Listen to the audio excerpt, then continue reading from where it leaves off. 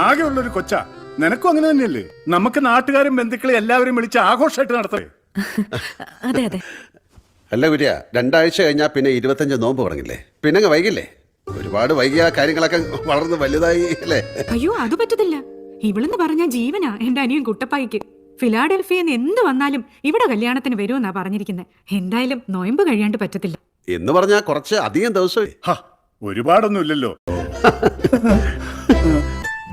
മോൾക്ക് എങ്ങനെയുണ്ട്? കുഴപ്പമില്ല ആന്റി. ആന്റിക്ക് നോയമ്പ് തുടങ്ങാൻ ഇനി 16 ദിവസമേ ഉള്ളൂ. അത് കഴിഞ്ഞ് ക്രിസ്മസ് കഴിഞ്ഞ് ഒരാഴ്ച കൂടി കഴിഞ്ഞ് നമുക്ക് പരിപാടി നടത്താം. ജോൺ എന്നായി പറയുന്നത്? ഓരോ വാക്കും കൊടുത്തിട്ട് പോന്നാ മതി. ഞാൻ 3 ആഴ്ചത്തെ ലീവ് എടുത്തിട്ടാ വന്ന് തിരിച്ചു വന്നാൽ എനിക്ക് പ്രാഗിൽ ഷൂട്ടിന് പോകാ.